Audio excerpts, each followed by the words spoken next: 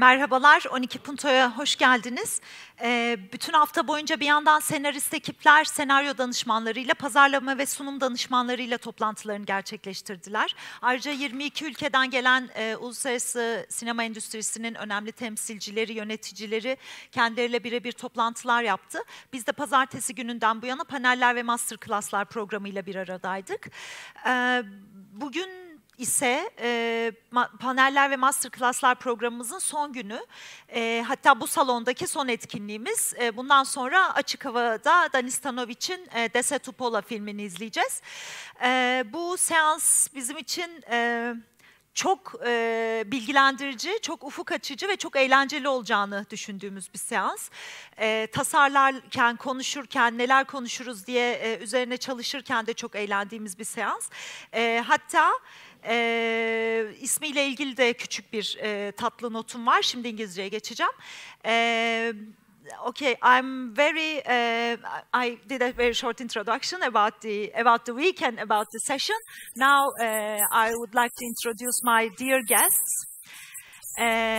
The dear Danis Tanovic, who is one of the jury members, international jury members of 12 Punto this year. So they will, with Danis and the jury, will listen to the pitchings of 12 finalists on Saturday, and they will give the awards on Sunday.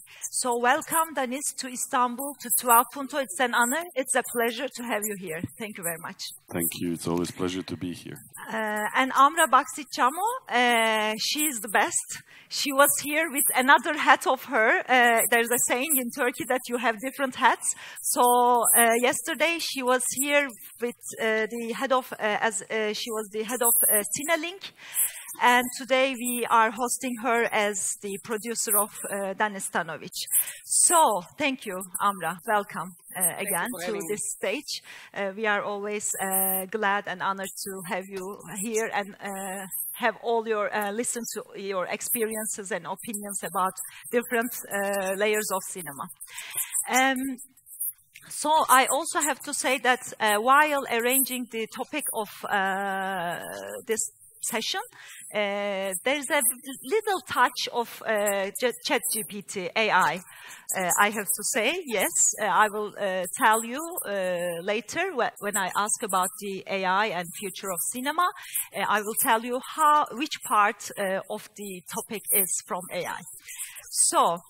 We have been talking about the director-producer relationship, and it has positive aspects, negative aspects, harmony and discord in it.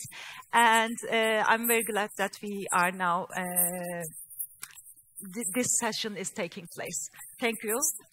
Teşekkürler. Bu arada sorularınız olursa sonundaki soru cevap zamanını beklemeden lütfen el kaldırın. Çünkü çok kısa bir seans bu. 1 saatlik bir seans. O nedenle sorularınızı kaçırmak istemeyiz. So, do you think, okay, this will be the first big question. Do you think there is a perfect relationship or a healthy relationship between a director and producer possible? I certainly hope so. You know, that we have a healthy relationship. I don't know. You know, I don't know. Question: healthy for who? You know, two of us, when we are working together, we seem not to hurt each other, but people around us are not enjoying that relationship very much. We have been working on a TV series for some time and writing together, and 2 other writers, our colleagues, asked for a meeting after the maybe 2nd round of writing to tell me that we have to do something about the fact that they feel like divorcing parents' children, because we are not agreeing about anything and we don't quarrel. We just don't agree and leave it be. And we never considered that. For us, it was like very harmonic conversation. So I don't know to whom, you know, healthy for who, or, you know. Yeah, it's funny. We are completely different, and we respect. I think the key word is respect. You know, I see things differently from Amra, and, you know, she'll tell me I've seen this film, and I would go and see it, and I'm like, what a nonsense. And then I would tell her I saw this, you know, Korean series, and she would look at me like, seriously, you know, how can you look at it? And but still, we work together, and I think it's good. You know, I think the important thing is to be surrounded with people who disagree with you, because you know, you ask yourself, is this really what it is? And if it is, it's good. So, you know, you just do it. I mean, you know, she knows she will not. If I decided to do something, you know, she'll tell me, I don't think this is, you know, this is how it should be done. And if I think about it and I agree with her, you know, I'll do it her way. But if I don't, I'll do it my way. So, but it's good to have somebody who is not always saying, oh, it's amazing what you do. Oh, I love it. And, you know. Yeah. Thank you. But it's also, I think, you know, the healthy relationship comes, Danis said at the beginning, it comes from trust. And that is very difficult to find. And I think it's also about very human aspects of our personalities. I think that there is, I believe that Danis will never do anything to hurt me. And I think that's the beginning of everything. I really believe that. It is the crucial part of any relationship that any producer and director should have. Because it is, you are constantly together, you are working on a very complex things for a very long time. You are talking about money. Money is always complicated. You know, it's difficult to talk to money with your children, your husband or a wife. You know, talking and you know, if the trust is essential, that you believe whatever you do, that somebody is doing that for the right reasons, even if you disagree. Yeah. You did together in 2013, Berlinale premiered an episode in the life of an iron picker, and it got jury award, the jury Grand Prix in Berlin. And in 2016, 3 years after that in Sarajevo, and it competed in Berlin, premiered in Berlin again, and got the Grand Jury Prize, and some other films as well. And also tonight we will watch the Satupola in open air. And as you mentioned, recently you are working, in fact you finished the first season of a TV series, and nowadays you are developing the second season. So it is a long journey that you have been working together. Sometimes you are working together, and sometimes Danis is making films with other producers, and you are working with other directors. So, but I want to go to the beginning of this journey. How you met? When was it? How was it? It was, we cannot agree about, we don't know the year. 83, 84. In a bus, you know, we were, there were children kind of hostel on the Adriatic coast where kids from Sarajevo used to go. Our parents wanted us to spend some time on the coast, so we ended up on the same bus. Danis was 14, 15, and I was 13, 14. We were sitting, of course, as any cool kids in a, you know, at the coach end of the bus. And that was the moment that we actually met and started talking. And the bizarre and extremely annoying, you know, kind of thing is that we talked about films.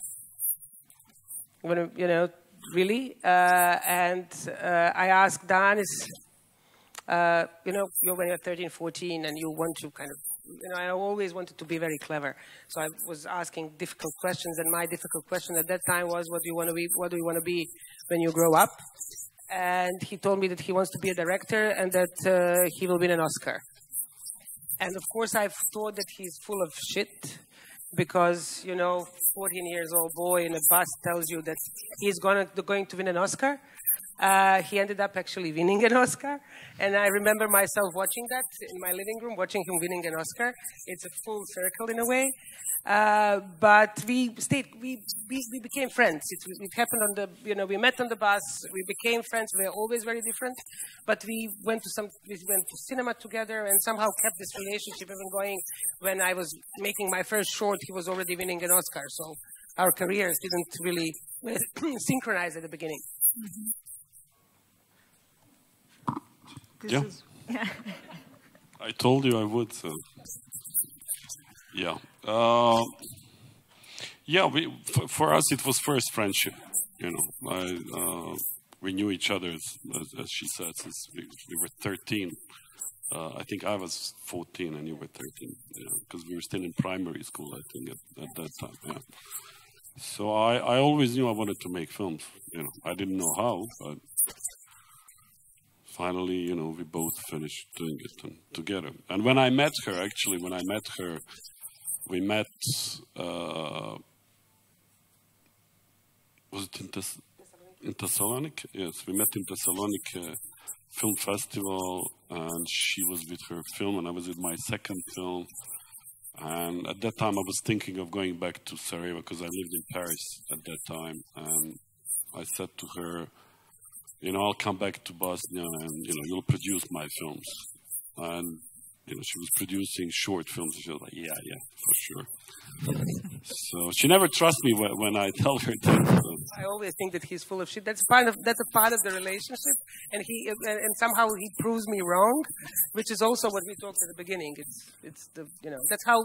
And I really didn't believe then. I was there pitching my first feature, then he was there with his second film, opening the festival. But years later, he came back to Sarajevo, and our first project together was Circus Columbia. But in a way, you know, for me it was easier to also be a Danis producer, because before me there was another producer, and he's still there, and he was Danis producer, and it is Čedomir Kolar, and that was the relationship that I could look up to.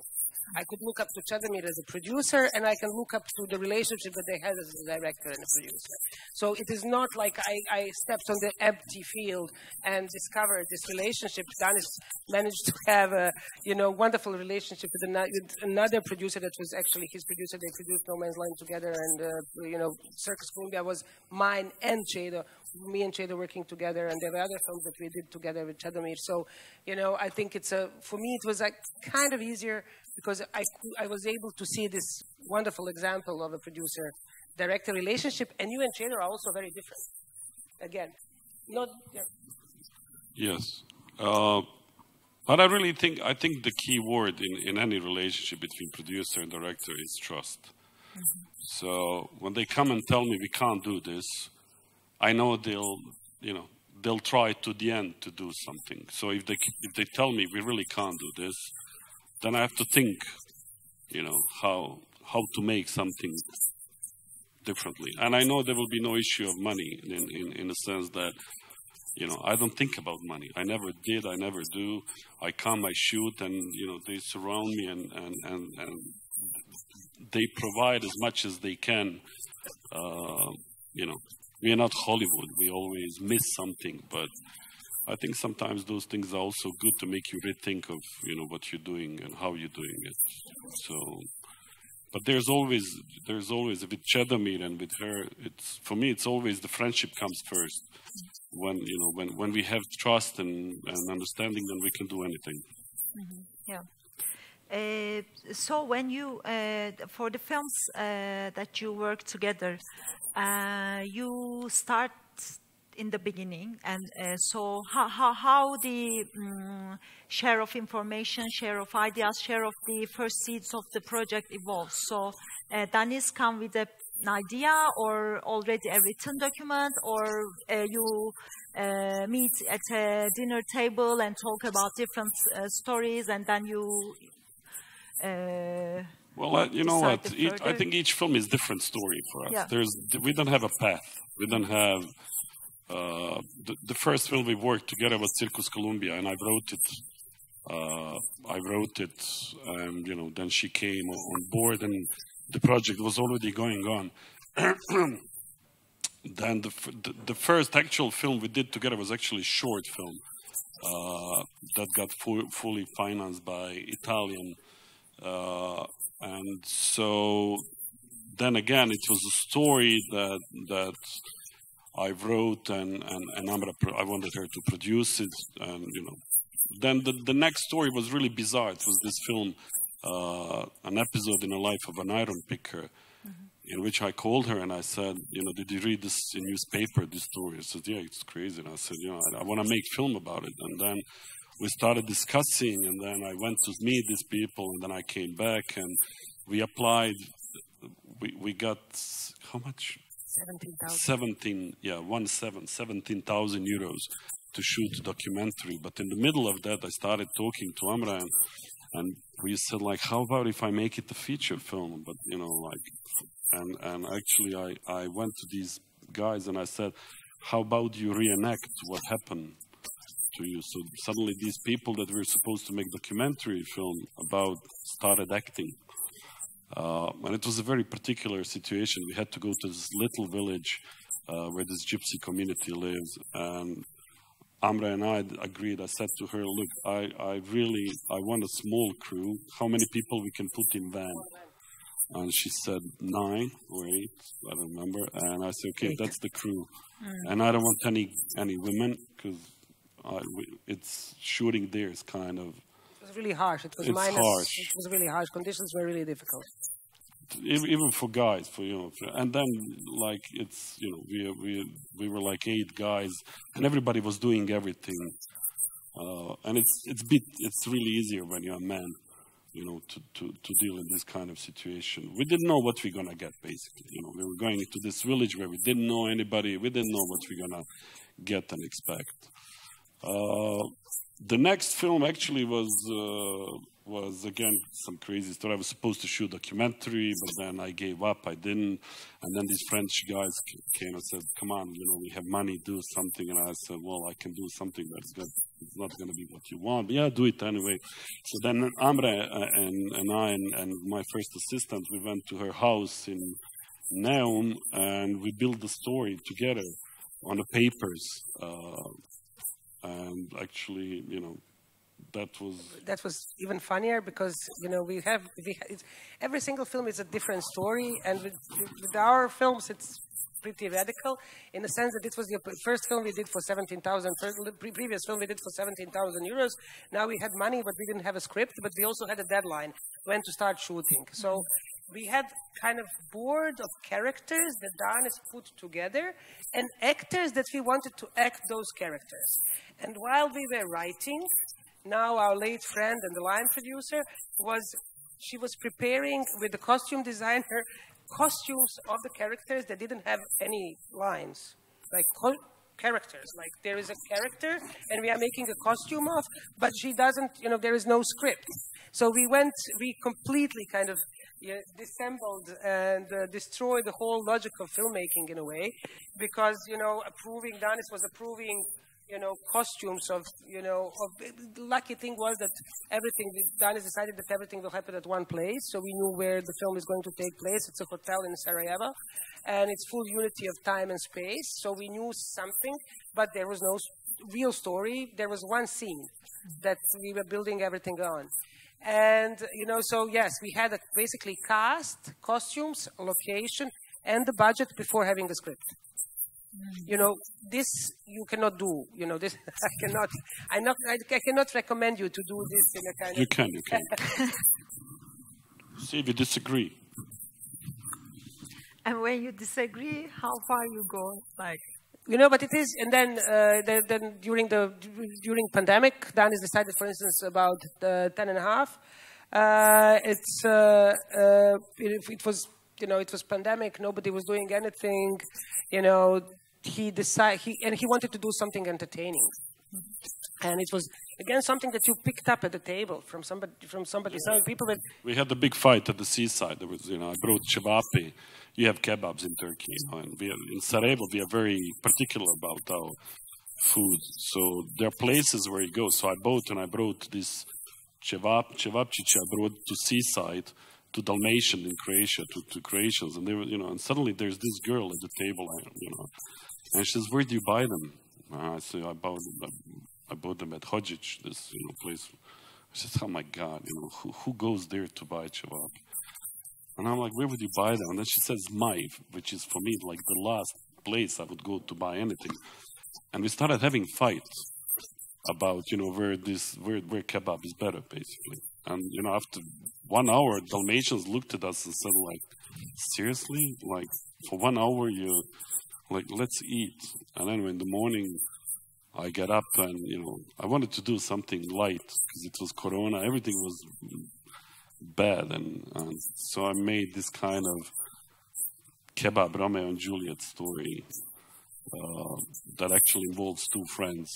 But I wanted to make something light, really something to entertain people, because everything was just heavy. You remember those 2021 and 2 were really, you know, people were dying, they were locked.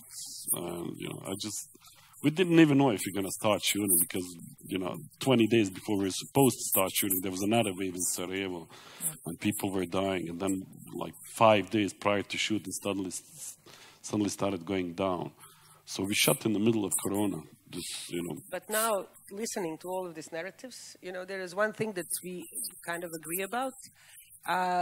You know, we take risks, you know, every single time. I think there is a one pattern, and I never understood it before, but now listening to Danis saying, like, every single film was a risk by itself. It was always taking certain kind of risks, you know, from a creative perspective, from a production perspective, everything. There was always something that was very risky. And I think that is maybe something that connects us in a way. That we will find a, you know, passion that comes from both of us in a project that carries certain craziness and risks. You know, because shooting during Corona, and we were like, you know, you stop watching news because you don't want to know, because you know that there is nothing you can do. You know, what can I do? There is nothing you can do. If there is a wave, there is a wave, and the shooting will stop.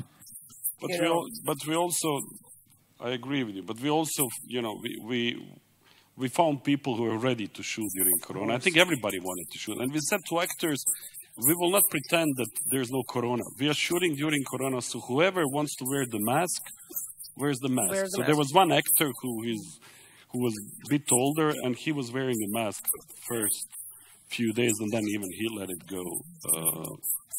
But we really tried to keep the crew safe. We had all the things we could do at that time. Even the script itself and the way it was structured around a lot of exterior shots. And it is not only for the creative reasons, it is also for, you know, for the reasons of pandemic, because we felt more secure shooting in exteriors than in interiors, because of course, you know, the spread is going slower if you're in exterior. So, you know, you allow yourself, and you are doing these kind of projects, you allow yourself, and Danis is great in that you allow yourself, then reality really, you know, put some, you know, boundaries, and you go through the boundaries that reality sets. I always have the impression that when you are a crew, a team, you have a big power of convincing people as well. So taking risk and convincing people. So then there's the product. But this I have to, you know, this is something that I really have to give it to Danis. You know, I work with many different directors. We are not exclusive in our relationship. And there is one thing that he is amazing about, and probably something that I respect the most, is that for him, the shooting needs to be enjoyable for everybody. He is not making a hell out of a set, and I work with directors who also think that that's the way to direct. And I'm not saying there one way is better than the other, but for me as a producer and as, you know, somebody who is dealing with people all the time, you know, that makes my life, you know, much more easier. I would say 3 films with Danis and 1 film with the director who likes to make hell on set. Because it is really, you know, when you know that somebody is doing everything that people feel good about being there, about being fed, about, you know, there is never, and I don't remember that I ever talked to you about overtime. I don't remember. Probably together we have, I don't know how many, probably have together 300 shooting days. And I never, ever talked about overtime with Danis. Well, first of all, we don't have too much overtime. But because you are doing it like that, I never had to tell you, hurry up. Yeah, but you know, I think for me it's very simple. First of all, I love shooting. You know, that's the part that I love. And you know, for me, it's like if musician makes an album, then you know when he's playing, that's the moment where he's doing it and making it. You can listen to the music you play, but that's not the same thing. So for me, directing, that is what it's directing. Directing is making it. So I never watch my films once I finish them, I just have no urge to watch them. For me, the fun is when I'm making them. And I also think that there's a lot of people work in cinema because they love what they do. And if you treat people with respect for their job, and if you're in good mood, and I think you should be because you're shooting film that's as good as it gets, I think people will give you their best. I don't think people give you best when they're under pressure and when they are pressed and when they are stressed. I think people give you best when they feel okay, when they're good. They can have 5 ideas instead of 1. And I don't know, for me, there are no rules in how we make films. There are no rules in how we do what we do. But if there is one rule, then that's it. Treat your company with respect, people with respect, and they'll give it back to you in a wonderful way.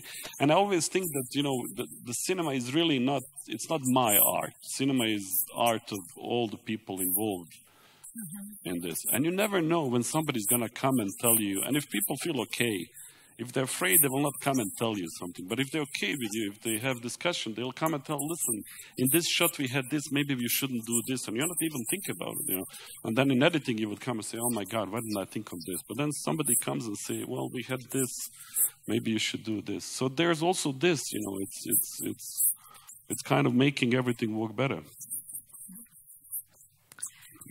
Soru var mı? Burada arada soracağım dedim.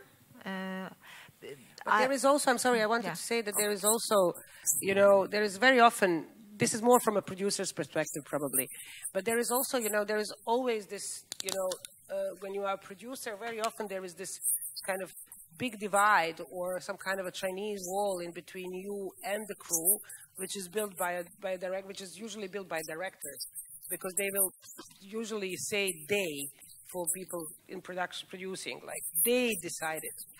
And then it goes backward, it goes back, and then producers are saying he or she wants it like that.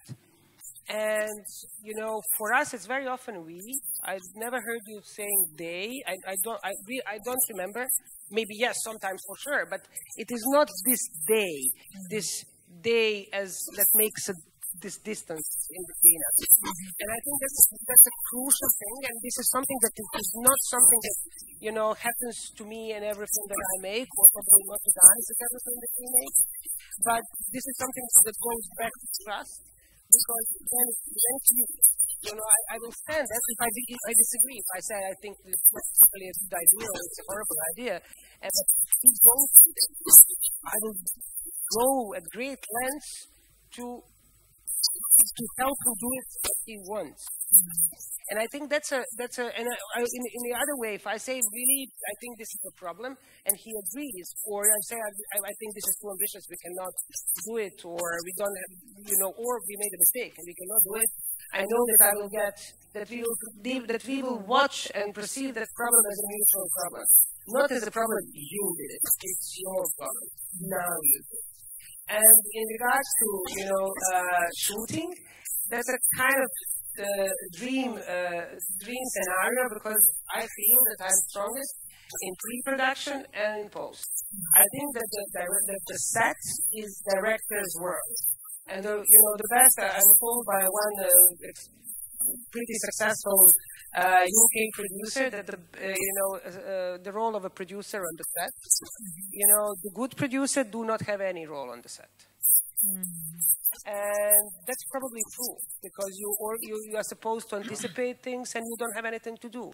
And there have been projects that we did, mostly not the projects that were kind of something that is close to our heart, but some more commercial projects, or more that I almost do not show up on the set. We talk all the time, but I don't really. What am I going to do? Tell him where to put the camera? So, I think this is really and for instance, in the editing, I will watch the editing. Danis will say, watch it and work with the director. He doesn't feel, there is no feeling that somebody is taking away something that you have. I'm a producer, he's a writer, director, and there is no question about it. But I think there is this trust that opens up then also for the others to participate. I think it's really crucial, and I think that it's very difficult to have a good relations to the crew if the relations between the producer and the director doesn't work. Yeah, definitely. I agree. So this is becoming very interesting. So we have the keywords like trust, respect, taking risk, an enjoyable set for everyone, and absence of producer on the set even maybe. So, but personally, I will ask you, Amra, first, and then to Danis, because some producers select projects, and some producers select the people the directors to work. I don't really mean select, but decide through collaboration, you know. So for you, for your production career experience, which one was? It's very difficult for me to say. I'm coming from a society that is the size of one municipality in Istanbul. So for me, that was never a question. You do everything that you can to produce in a way.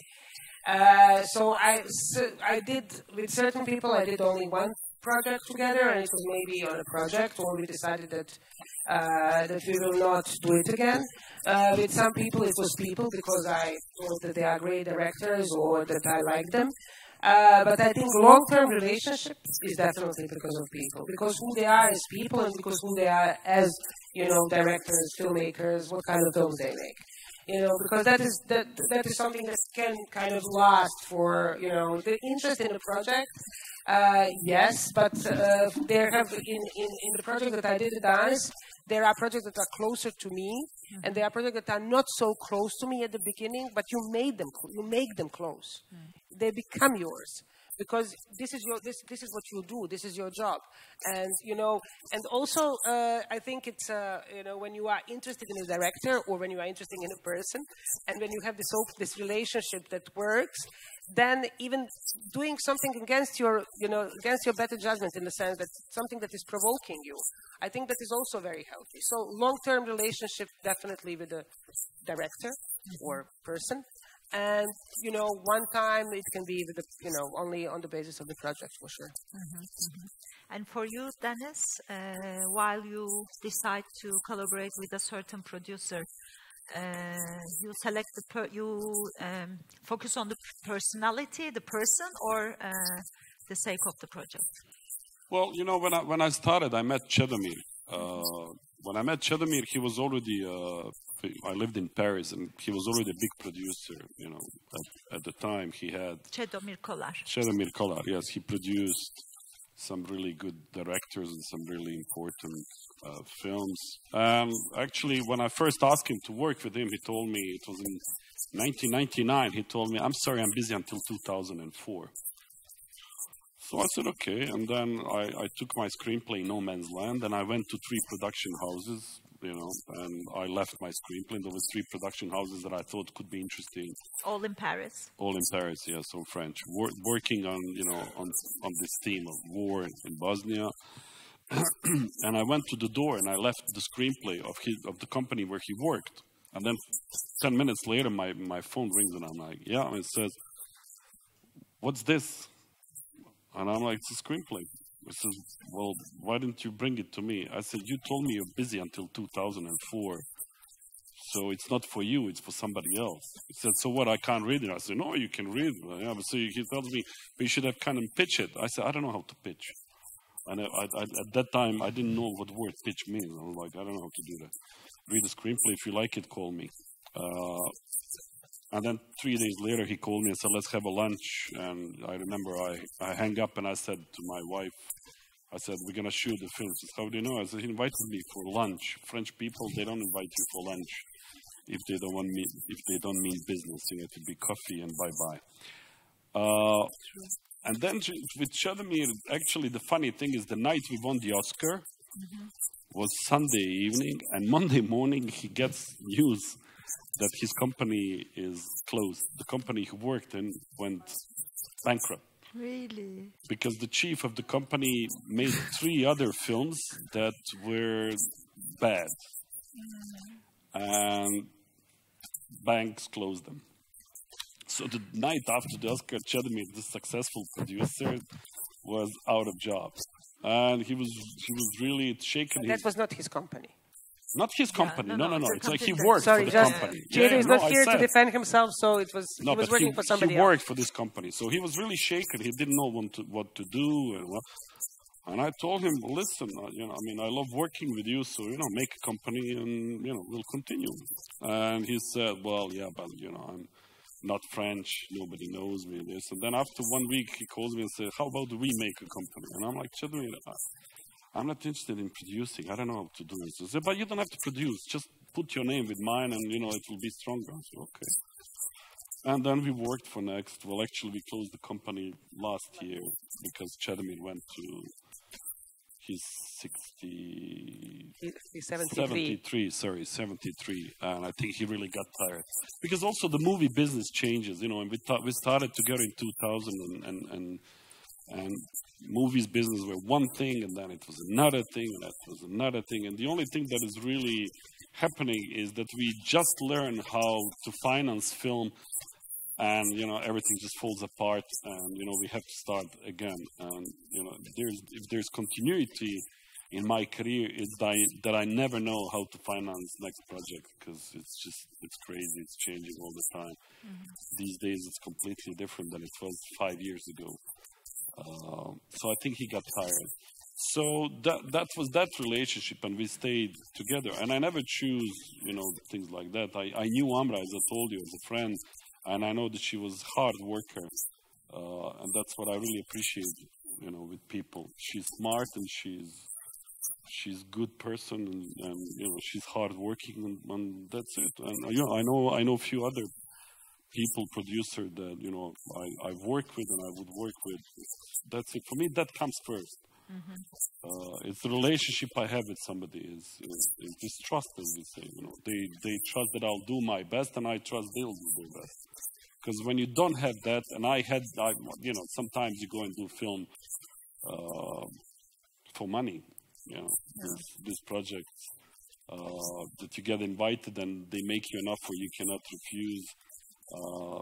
But very often you finish, regret, you do it, but you never do it again with those people, because that's one time, and and that's it. It ends there. Okay, there's a question. Mikrofon geliyor. Okay. When we talk about the director-producer relationship, it's really important point, You are explaining some details. But I'm wondering here, there are some important points that you might face during this process. Budget allocation is one of the most important issues in producing some films, and creative vision is another aspect of the filmmaking, I am wondering about the different ideas about and how to handle this problem during the production process. And I would like to know the most challenging one. These are the headlines, And casting choices is another aspect of the filmmaking, And I would like to know the challenges about this one. And another title is crew selection. Which of these titles are very challenging for you in the production process? When you said budget allocation, I don't think that I was ever, I think that there is a lot of trust there, because I don't think that you ever asked me anything about the budget, ever, ever. I tell her how I want to shoot it, and she tells me, okay, and then I'm going to shoot nothing. Unless she tells me we can't do that. And then I think... If I tell, like, we can't do that, then again, it is not... if I say we don't have enough money, he never questioned, ever, me saying that we don't... You believe me when I say that. But I really go at great lengths to provide things. Yes. So I think I don't, you know... And that goes also for the vision, creative vision and the budget. You know, if we are doing a project together, if I believe that Danis is making the film, I'm there to try to provide and to see how we can go closest to the vision that he has. And I think that my job as a producer is to make a director feel that I'm there for that. But we also discuss, you know, the thing is this. We talk all the time. So I don't know how many of my films you've seen, if you've seen any. Each and every film is shot in different manner. Because I think each and every story is different. So I cannot shoot an episode in A Life of an Iron Picker as I shot No Man's Land. I can't shoot it because I don't have a budget to shoot it, first of all, because No Man's Land was 1.4 million at that time, and this was 17,000 euros. So when we decided to make a feature film for 17,000 euros, the only way we could do it was with the photo camera. And then we all worked for nothing. We were not paid at the time. We had paid hotel and things. The crew came. We had per diem to eat, and that was it. We all made it for the love of the story. We didn't think about money. We didn't think it's going to go to Berlin. I just wanted to shoot that story. And she said, we have 17,000 euros. And then in between us, we figure out how to shoot it. It's not me on my side and her side.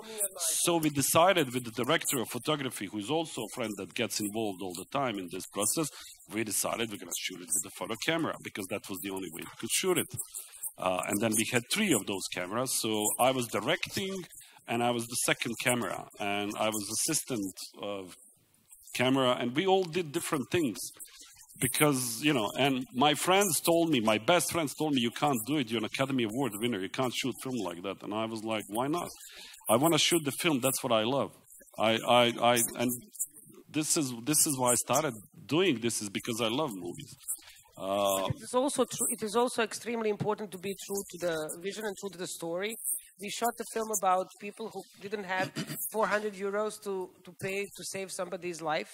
And I think also the question of morality was also an issue. Yeah. We could have stopped there and said, okay, now we'll spend 5 years financing a film, and then we will come with a big crew, with a lot of, you know, what in this, you know, in this village where, you know, 400 euros is a you know, probably whole village. It's a whole village doesn't have 400 euros. We will come with the budget of 1.5 million. I also think that's not also from the basic kind of humane perspective. It's not okay. So I think there is no answer in a. We are always adjusting. You know, we always talking, adjusting. You ask me about cast. I do the cast, and then, you know, for Kotlina, I'll tell you, that's the funniest example. For the series that for the series, I tried. She gave me like names she wanted. I had some names. I tried them, and I'm like, no. And then there was this one guy, and I said him, and she says, please no. By the way, excuse me. By the way, whenever I think about the director-producer relationship, I always remember a famous novel, Cervantes' Don Quixote.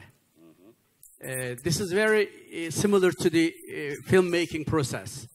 On one side, there is Don Quixote, the other side, Sancho Panza. These figures are really important. One represents the producer, the other represents the director. Yes, it's true, but it's again then a question of friendship as well.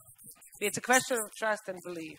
You know, this story about casting, it's funny because, you know, it proves you how you can also think that you are right and you are so horribly wrong, you know. Yeah, because she didn't want this actor. And I said, well, I tried everybody else and it's not it. I mean, it's bad. I don't want to shoot with them. And then she was didn't like anybody as well, so it is. And she was like, yeah, can we think of somebody? And I let her. And then 1 week later, I come back and say, okay, well, you know, let's try this guy. So this guy comes from the casting, and he does the part, and, you know, and she's looking at the thing, and at the end of the thing, she goes, I'm like, yeah, he's best. And she says, yeah, he is. Fuck. And we shot the series, and actually, it's all the things that she heard about Guy being hard and this and that were not true. He's nice actor, good human being. I think he has issues when people try to pull his leg and when they are not treating him with respect, so people start telling stories. But it's somebody who is very down to earth and don't let you fool around with him. And he's very opinionated. Wonderful. It was very. And it was wonderful, you know. And we actually even had a lot of fun, you know, doing some tricks on him.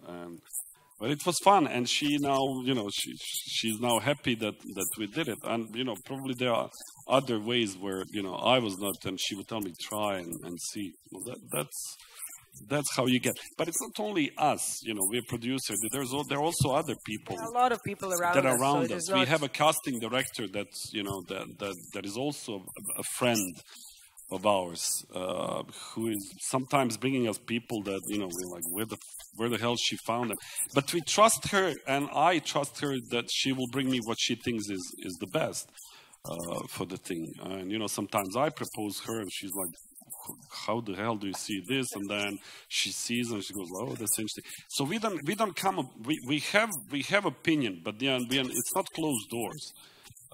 We allowed the change happen, and that is it's like, you know, like whatever his name was, Bruce Lee, be like water, you know, like, and that's how it is in movie making. You always have to find the way to make things work, and that's all that matters. So, you know, casting the same, crew the same. Well, we don't have, you know, it's not like we have choices in Sarajevo. It's few guys. Anyway. Connecting to the film that you are going to see tonight and about the casting, one of the main characters in the film is a Bosnian actor that I insisted so tremendously that he gets a small role in Circus Columbia. Because he was kind of at that point he was not famous, and I was sure that he's a great actor, that he's a great actor. And Danis really did it. It is a tiny role. Danis really did it probably to indulge me or for me to shut up. You know, just to stop, you know, asking. Both. So you know, and I'm on the set and I'm thinking, oh my God, now, you know, because it will not be very pleasant if this, you know, and then I realized it's an extremely complicated scene to shoot.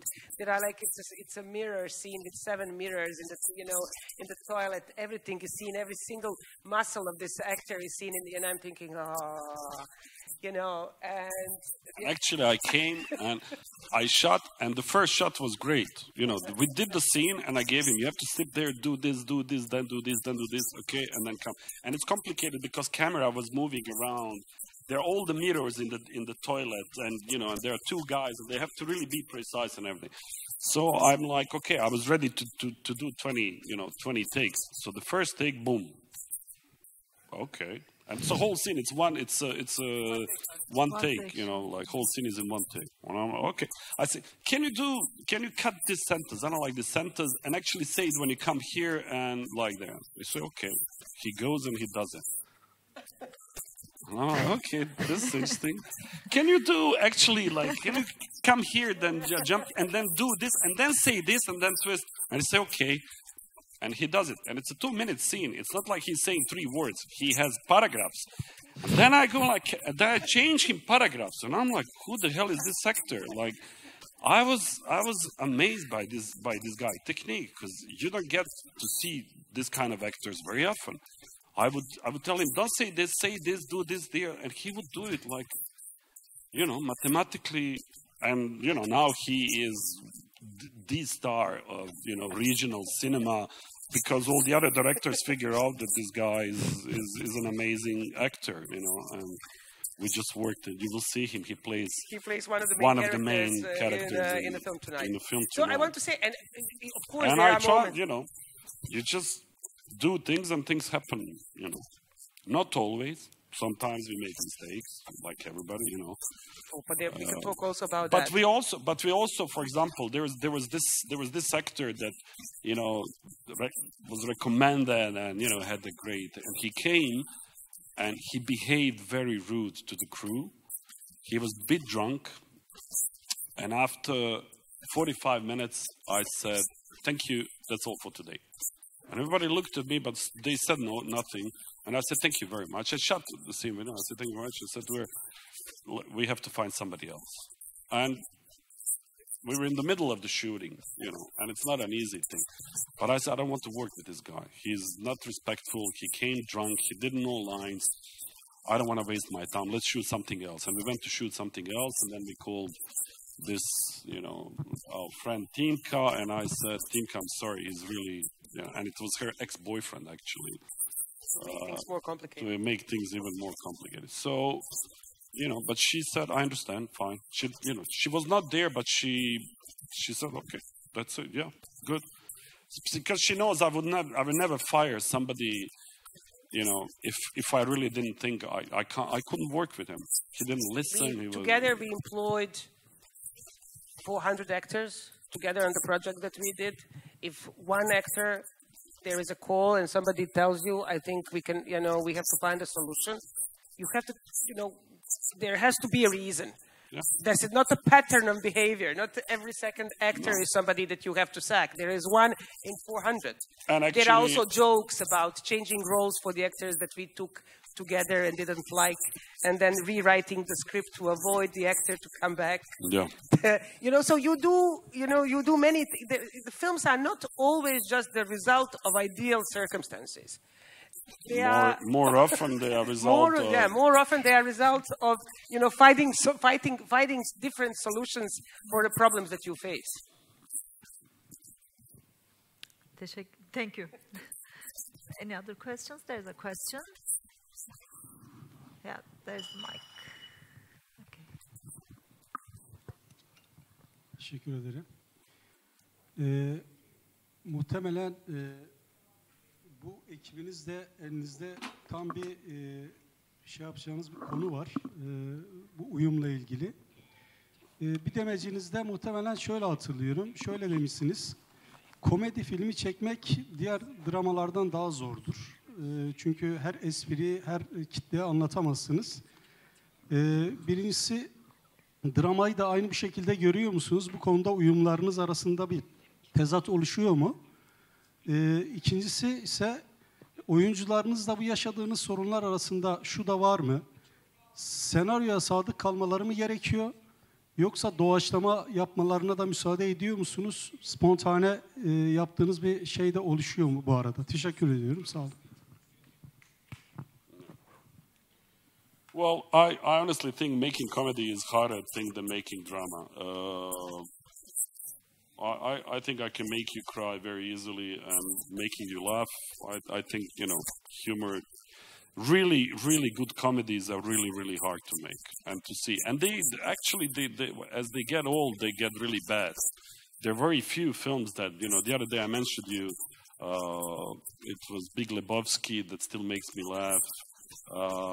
The other day I watched Fish Called Wanda. It was not that funny. By the time I really loved that film. Groundhog Day was, is still very, very funny. So it's When Harry Met Sally, really still funny. But films, and those big dramatic films somehow they just stay there. So I think comedy is hard to make. Comedy that lasts is hard to make. As for working with actors, well, here how it works. With the time, I've really learned to let people do their art, because it's not my art. Acting also is an art. So if I say to an actor how he's gonna do it, he can do it, but he's not gonna bring anything of his. So what I do is, when we're about to shoot the scene, I let the actors do it the way they think it should be played. And very often I get surprised. Very often I get things from them that I would never think of. So why would I deprive myself? If they don't do something that I appreciate, I think goes for the story, I'll tell them, no, I think we should do it like this. Or I'll take good parts of his and put parts of my idea that I think they are good. But it's how it should be. It's a live thing. It's moving. It's and You take good actors to bring you something. You don't take good actors to be your robots. I don't believe in puppets and things like that. There are certain scenes, don't get me wrong, there are certain scenes like action scenes or, you know, chase car, things like, they are very technical, and then you need actors to be precise. And you tell them how to do it because they don't have a whole picture. But there are scenes in which you can just let them, you know, give you whatever they give you. And sometimes they give you great gifts. So I always come prepared. I always come knowing what I want, how I want, but I let life surprise me. Because even when you go for the location where you're gonna shoot, you come in the morning, and then the day you're shooting, it's afternoon, and the sun is a completely different side, or it's raining. So suddenly the light is not the same. So what you've seen 25 days ago changed. So even my scenographer now, she hates it, but she knows that if I don't like it, I'll just change the angle. So again, I'm working with people who are ready to change things. We know where we're going, but if we have something better, the other day my scenographer prepared a piano and the wall was painted and a whole part of room was ready to shoot. And I came and I looked and I didn't like it. And I talked to my director of photography. I said, this doesn't work. He said, no, it doesn't work. It's flat. And I said, put this piano on this side and let's do it on the other side. And she was like, oh my God. I'm like, you know. And she's not happy, but I respect what she's doing, but it doesn't work. So why would I shoot something that doesn't work? And the same goes with the scene. Sometimes you have an actor and it doesn't work. So yes, I like them to keep to the screenplay. To the words, because I worked on them. But if they are not natural to them, and if they can do the same, but in something that is more natural to the character, yes, I let them change the words. I mean, it's not a sacred book. It's a screenplay, and you know, it can be changed as long as we are getting to the same point. But then sometimes actors give you something again in words that you wouldn't expect. So I think it's important. It's important as a director to know where you're going, but also to be open to anything that can come. And then you have to pick up. Sometimes you get something, but it's really not. You have to be fast. And that's a problem for a lot of directors, I think, because you have to think at the moment. You have to understand if that's going where it should go or not. And you can't make mistakes, because then you have a mistake and you can't edit. So this is the thing that is, you have to be in the moment. You have to understand the screenplay, understand what's going on, and always know if it's going, you know, if it's doing something good for the story or not. Thank you. Kendinizi yönetmenle oyuncu arasında sıkışıp kaldığınızı düşünüyor musunuz peki bu durumda?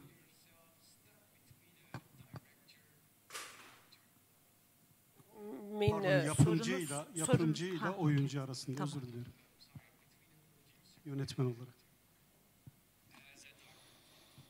No. No, it's probably who takes your, you know, somebody taking decisions for you and somebody's saying your lines. No, but it is, I would say that it is a question of collectivity and how, you know, how well you know, what kind of relationship you have with the crew and how much do you trust the people that you choose? Well, you choose people that you trust. Sometimes it happens. Well, you know, sometimes you can't, but at least they have to have talent. But I mean, I always meet people before I shoot, you know, and you can give me the biggest star in the world. If I don't have a normal relationship with him, I don't want to shoot. I prefer having somebody who's not a big star that we can talk and discuss and be like two artists making something, that's having somebody who is, you know, who comes with all the parade of makeup and this and that and manager and lawyer and whatever. So we are not making film. We are making his career. I'm not interested in that. So I always tend to meet people before I work with them. You know, be it scenographer, be it actor, whoever. All the key elements of the story, I have to know people and figure out if I can work with them or not. There's another question. Benim sormak istediğim yapımcı ile yönetmen arasında bir ilişkiden bir uyumdan bahsettiniz. Bunun için muhtemel en iyi senaryoyla en kötü senaryoyu tanımlayabilir misiniz? Yani hani bir film yapımcı ve yönetmen arasında en iyi nasıl, hangi şekilde ilerler, en kötü hangi şekilde ilerler? Bir de aranızdaki ilişkiyi boşanmış bir çift olarak tarif ettiniz. Bu boşanmış çiftin en iyi çocuğu hangisi? No, they were feeling like children of the worst couple, not us, the writers. Well, the best is definitely with Chedomir and Amra, and I can't separate them. We're even friends all together. So we're really friends. So that's as good as it gets. And the worst, well, it was actually on the film I've shot recently in London, where this producer who was completely lunatic and crazy came on the set and said, "Did you shoot the counter shot?" Sorry? Reverse shot, sorry. Did you shoot the reverse shot? And I look at her and I said, I'm seriously, and that was after 27 days, and at that moment I had it to him. I said, look, I'm seriously not student of directing first year, so you come and ask me, this stupid question. I mean, I have more films, I made more films, than you, and you know what, by the way, I'm now out. If you want to direct, stay and direct, and I'm fine, but you and I will not be on the set at the same time. So I went to cafe and I sat there for an hour, and then my assistant comes and says, "You ready to shoot?" And I say, "Is she still there?" And he said, "Yeah." I'm not coming. Let her direct. I don't care. And I stayed. I didn't move. And then she figured out that. And then she left, and then she started coming. After 2 hours, she came back. I got up and I went to cafe again. And there was nothing she could do. And I said, "I'm not going to shoot as long as it's you or me. We can't both direct. So if I'm director, you just, you let me be, because there's no respect. You see, that was the place of no respect. And that ends everything. For me, that's it.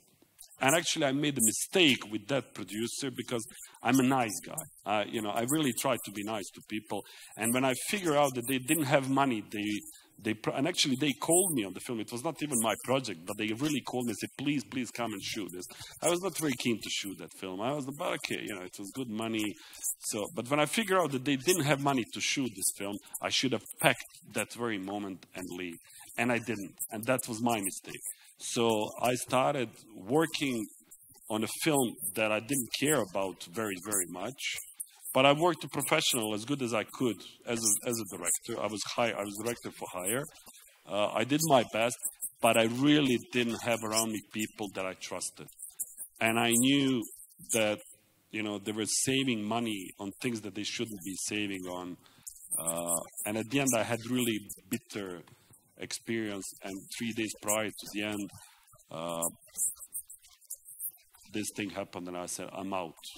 You direct, and you do your thing." So this is why this harmony and discord. We can be in discord, but if there is no trust, and discord is fine. We disagree all the time, and that is fine. That is actually a good thing to disagree, but not having respect, and that she knows that I have immense respect for her. As a human being, as my friend, as a producer, and I can feel the same thing. And as long as that exists, we're fine. Because I know, that whatever comes, we'll find a way. For me, again, the same, the good thing is here. The bad thing is a funny story with the director that I worked with. Sarajevo was a tiny city, and we were looking for an apartment, which was one of our main locations. And we have seen 120 apartments in Sarajevo. So, most all the apartments in Sarajevo we've seen. And we chose one because of the way that the light comes through the window and the wooden floor. That was perfect. And then the crew came. And the director realized that wooden floor produces the sound. And he asked, I was line producing, and he asked to change the wooden floor that we choose an apartment for. So we end up basically changing the wooden floor in the apartment which we chose for the floor. So for me, that's that's the key of absurdity that, the certain decisions can get you to. That is when you don't want reality to kick in, when you don't understand what is going on around you, when you are looking for something that you wrote that doesn't exist. That apartment didn't exist. And at the very end, the light we made, of course, because it's a film, it's a lie. The wooden floor was changed. The apartment is just an ordinary 3-room bed apartment in Sarajevo, nothing special. So there is. I think that this is this kind of this is symptomatic of how far you can go, and don't have any results. If somebody is pushing me to do my best and we have a result at the end, as it was with the actor in The Hollow in the series, it was no, but it was not Danis saying no and me seeing that we have an ideal main character. We didn't. I agree. I couldn't fight him. I couldn't say, yes, but this guy is great. No, he was not. Or the other guy was not. So that is not pushing the limits, but pushing the limits just to push limits is something that, it's off-putting from, to me as a producer. And these are the experiences that I really try not to repeat. Thank you. There's a question. Geliyor arkada. First, I want to thank you for this amazing conversation. It's really inspiring that this harmony it's possible. And me, like a director, I really hope to find my perfect producer. And I want to ask, maybe you have some recommendations how I can find and recognize that this producer is the best for me. Thank you. Well, look, I don't think in terms perfect. I mean, she's not perfect. She doesn't have any money. I mean, perfect producer would have a lot of money to spend on me. That would be, yeah. But then it would be boring, probably. I mean, there's a good reason why it's good not to have everything. Very often this limitation of money we had on some films, a limitation of this or that, made us think again and again and again, how can we do this? I'm just working now on the film. The screenplay is not, there yet, and I promised I would direct it, and now I'm changing it, and I'm sure that things will come out that I didn't expect, because you work again and again and again and again. Third, I don't know, as I tell you, find somebody you feel like, I mean, how can I put this? It's really hard to explain. I think your producer should be somebody you would go for a coffee with and talk about movies you saw last night. That's a person you should have as a producer. And I think I always tend to surround myself with people that I consider great, better, because they lift me up. I always think that my friends are better people than I am, that they're great in what they do. And I think this is what, never go with people you feel are not giving you, there are people who are uplifted. There are these people who are sucking, I don't know if you met, but there are some people, they come to you, you're even at the cocktail party, there's somebody coming and you see he's sucking energy and space and run away from these people. Immediately tell them to fuck off. Seriously. The moment you meet them, you say, I don't have time for you. Have time for people who bring you something. Have time for people who will have time for you, who will fight for you, who will fight for what you want to do. And who will fight with you too. We fight. It's okay to fight. I mean, even in a marriage, I'm 27 years with my wife. We have 5 kids. We fight all the time. Sometimes we don't understand why we're together, because we're so different. But there's love and mutual respect and friendship, and history and a lot of things. That's okay. I mean, you're gonna meet somebody one day. You're gonna say, "Oh, I like this guy. You know, maybe we'll work together." I prefer that than working with somebody, you know, who has a lot of money to make film, and I get this question: "Did you shoot the reverse shot?" And you're like, "Seriously, are you asking me that after my career?" That's respectful. You know. So I wish you, you know, to find it soon. Thank you. Thank you. As you mentioned, talking about films and having coffee together, do you watch films together and talk about them? No, we just comment on them together. Okay. And we dispute all the time. I don't think that she tells me like this film, and I watch it, and I'm like, "Oh my God, what? How can she? You know, how can she watch this? Like, seriously?" But it's funny because we're complete like. But since we were kids, Yeah. okay, you have to understand. She was darker when she was 13. She was all dressed in black. She looked like, what's this character from this cartoon? What? Wednesday. What? Yeah.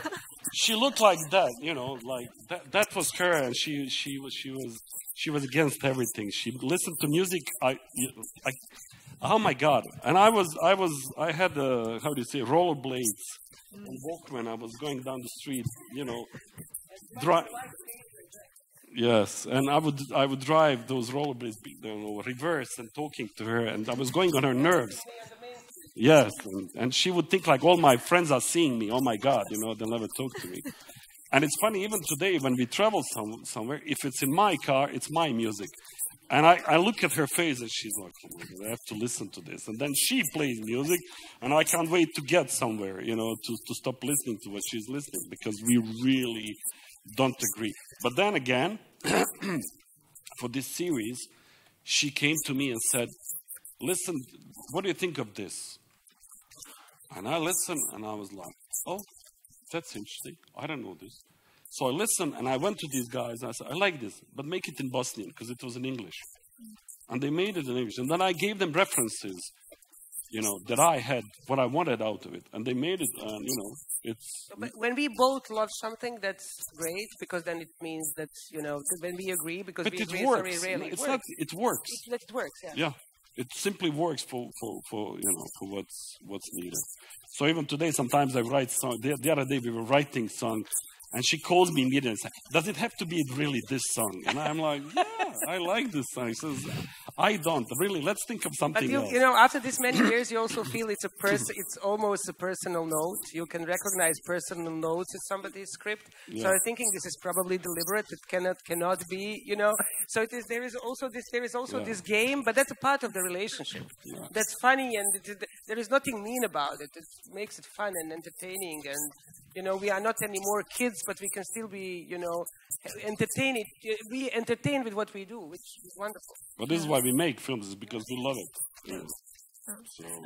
And also, do you have some shortcuts in your relationship that, for example, starting from Circus Columbia and now in Kotlina, for example, if Amra gets upset about something, she keeps silent, or when you are angry about something, you start to do like something like this, and then the other one starts to change the environment, maybe you know, like make the other one quiet. For sure. Feel quiet. But there are not so much. We knew each other. You have to understand that for us, we knew each other before, so we didn't met each other through making films. We actually knew who we were as people when we started working together.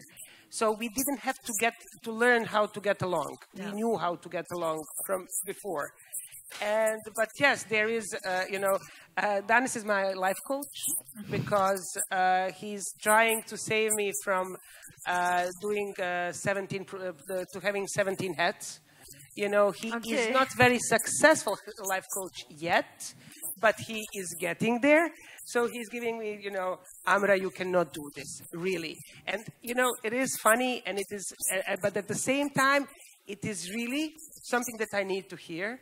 So I don't know what my comments are for him, but it is really, there is something also in a kind of relationship to the job that somebody can bring and kind of help you to have a different perspective. Thank you. Thank you very much. Okay, one last question, and then we have to finish the session. Burada bir soru var. Elinizi kaldırırsanız hanımefendi görsün arkadaşımız. Çok teşekkürler. Teşekkür ederim. Sağ olun. Benim sorum genç sinemacılar... Genç sinemacılara verebileceğiniz tavsiyeler nelerdir? Özellikle filmi finanse edebilecek birisini bulma konusunda ne tavsiye verebilirsiniz? Write a great screenplay. You laugh, but that's it. That's all there is. Listen, people tend to think like there is something. When you write a good screenplay, you know it's a good screenplay. And people who are financing, they know it's a good screenplay. And actors know it's a good screenplay. Producer knows it's everybody. When you get the good screenplay, you know you have a good screenplay. How do you write the good screenplay? Nobody knows. There's no formula. You have to make something that is important to you, I think. But if I can give you a piece of advice, is don't wait for inspiration. Because the other day I read something and it's really true.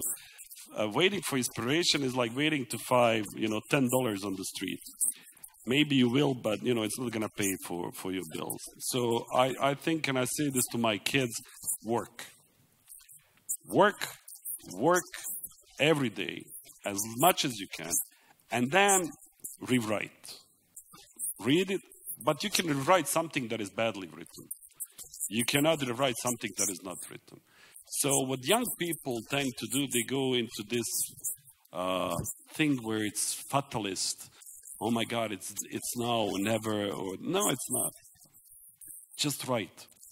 And if your idea doesn't work, put it aside, write another one. But try to work until, because you're gonna sharpen your mind, you're gonna sharpen your skills,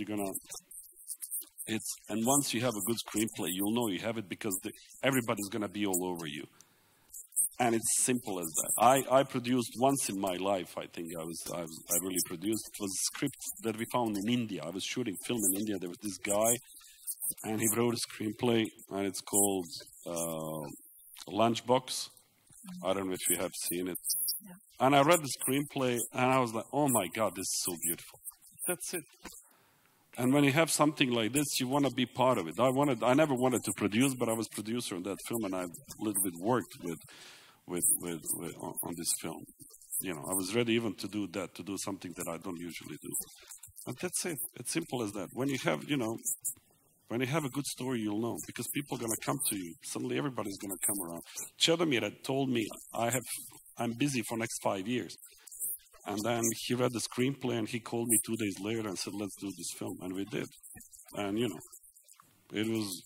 it was the beginning of our beautiful friendship that lasts now for 24, 25 years. And, I'm still hoping that one day maybe he'll produce another of my films. And he will, if I write something that he finds beautiful and interesting, he's going to do everything to be part of it. Simple as that. So that's it. Write something that matters to you. That's the only thing. Write about things that are important for you, because that's what we're looking for. What do you know about Bosnian War? And you don't know anything about it, but you went to see it, and because it was important to me, it became important to everybody else. So, don't try to be original. You are original. There's nobody else like you.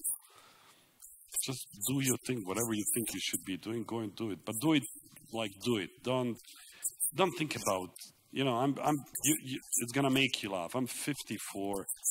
I still start each time from zero. I still look for money. I thought when I was young I'll become director and people will be coming to me with money. It doesn't happen. It happens once. Like for this thing it happened. But most of the time I'm going around begging people to finance my film and idea because I think it's wonderful. And it's true. And I'm still not tired. And I hope I'll die shooting a film. I don't plan to retire. I love making movies, and I hope I'll be making movies until the last day of my life. You will not become rich probably. I don't know if you become famous. I don't think you even want to become famous. It's pain in the ass, believe me. I know some famous people, they can't go to the toilet without people harassing them.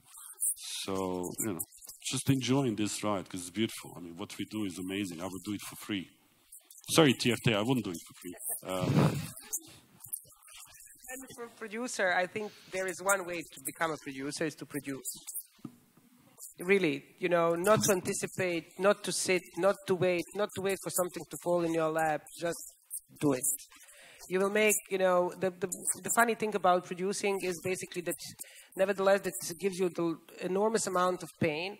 You actually do not learn so much about through doing something that is easy and that is successful. You learn much more doing shitty stuff and problems that, you know, having projects that are causing you a lot of grief. And I know that it is not very encouraging, but at the very end, these projects, my nightmares, have, you know, they help me to be where I am now because, you know, they teach you how not to repeat the mistakes that you usually are repeating. So, but you can only do that while working. So if you are a producer, to be a producer, you need to produce. You cannot be a producer just anticipating that one day you will do this one project. No. Do 77 at the beginning, and then you will find the right one. So just produce. And I know you think it's always about money, but this project that we did, an episode in the life of Iron Picker, all my friends said to me, you can't do it. So I'm like, yeah, I can. She said, okay, let's do it. It's crazy. We had 17,000 euros. We finished in Berlin. I was one of the, you know, the craziest moment of my life. I was shooting another film in Berlin. They called me and they say, call back your actor. And I'm like, what actor? He's not an actor. And actually, there was Jude Law in Berlin. In competition for the main actor. And Jude Law is looking at this guy who never acted, winning a best actor. And, you know, it was one of the best moments of my life, looking at Jude Law, looking at my actor, going out and getting Silver Bear. I was like, wow, you know, that's crazy. Then we won the Silver Bear, the Grand Prix. And then this film went for the Oscars. And it was short-listed, the 10 films that year for the foreign Oscars. And they called me and they say, it says here it's written 17,000 euro budget. And I'm like, yeah. I'm like, it's true. I'm like, yeah. The guy tells me we spend more on catering per day than you spend on the film. I'm like, yeah, well, you know, we do what we can. But then we didn't have it. But it was a completely amazing story. We made it because we believe it should be done. And we thought it's going to be shown on Bosnian television because that was the idea, to show to all people we shouldn't be, you know, we shouldn't do things. And that was it. But then it went on. And then some, you know, I shot some films that costed 10, 15 million. Greatest actors. You know, it didn't work. So you don't know what's going to work. You don't know what's going to be the story that's going to make you, you know, that's going to work at the end. There you go. Thank you. Thank you very much. Thank you very much. It was really a great session. Size de katıldığınız için, bu saate kadar kaldığınız için çok teşekkürler. Birazdan soon we will have the screening outside, screening of the Setupola, 10:30. Çok teşekkürler. Seneye 12 Punto'da görüşmek üzere. Hoşçakalın.